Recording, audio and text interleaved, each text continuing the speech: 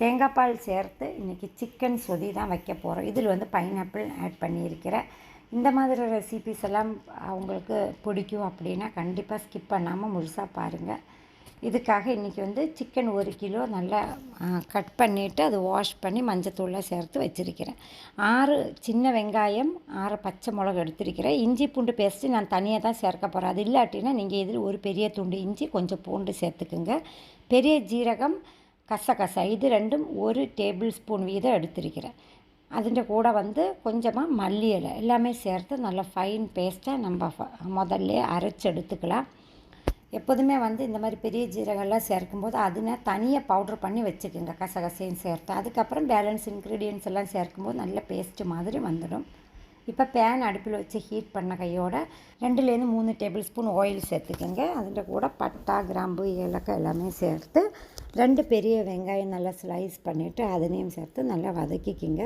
இஞ்சி பூண்டு பேஸ்ட்டு, அப்புறம் அரைச்சி வச்சுருக்கிற இந்த பச்சை மிளகு எல்லாமே சேர்த்து இந்த வெங்காயத்தின் கூட ஆட் பண்ணி நல்லா குக் பண்ணணும். இதுன்ற பச்சை வாசனை கம்ப்ளீட்டாக மாறினதுக்கப்புறம் தான் நம்ம சிக்கன் தேங்காய் பாலெல்லாம் சேர்க்க போகிறோம். ஒரு தேங்காய் பால் வந்து எடுத்து வச்சுருக்கிறேன். அது முழுசாகவே இதில் வந்து நான் இன்றைக்கி சேர்த்து குக் பண்ண போகிறேன். இதோட பச்சை வாசனை எல்லாம் மாறின கையோட நம்ம இதில் வந்து கழுகி வச்சுருக்கிற சிக்கன் சேர்த்துக்கலாம். நான் அதில் மஞ்சத்தூள் போட்டு தான் கொஞ்சம் நேரம் மேரினேட் பண்ணி வச்சுருந்தேன். இதில் எக்ஸ்ட்ரா கொஞ்சம் திரும்பவும் நம்ம சேர்க்க போகிறோம், 1 டீஸ்பூன் அளவுக்கு.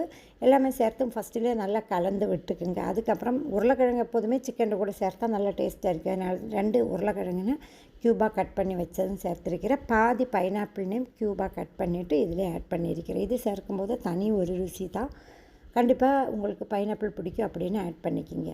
தேங்காய் பால் கொஞ்சம் தனியாக எடுத்து வச்சுட்டு பேலன்ஸ் எல்லாம் இதில் ஆட் பண்ணி மிக்ஸி ஜார் கழுவின தண்ணியும் கூட கொஞ்சமாக இதில் சேர்த்து தேவையான அளவுக்குள்ள உப்பும் ஆட் பண்ணிவிட்டு ஃபஸ்ட்டில் நல்லா ஹை ஹீட்டில் வச்சுட்டு அதுக்கப்புறம் ஒரு 20 மினிட்ஸ் ஸ்லோ ஃப்ளேமில் நல்லா குக் பண்ணுங்கள். சிக்கன்லாம் நல்லா சாஃப்டாக வெந்து அந்த உருளைக்கிழங்கெல்லாம் எடுத்து பார்த்தா நல்லா உடஞ்சி வந்துடும்.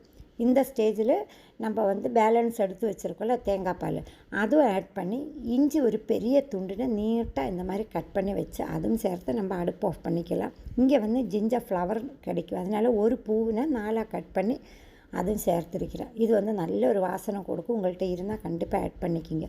இவ்வளவு தான் இந்த ஒரு சொதி வைக்கிறதுக்குள்ள இன்க்ரீடியன்ட்ஸ். ரொம்ப ஈஸியான வேலை தான், நல்லா டேஸ்ட்டாகவும் இருக்கும். நீங்களும் கண்டிப்பாக இந்த மாதிரி சிம்பிளான ரெசிபீஸை ட்ரை பண்ணி பாருங்கள்.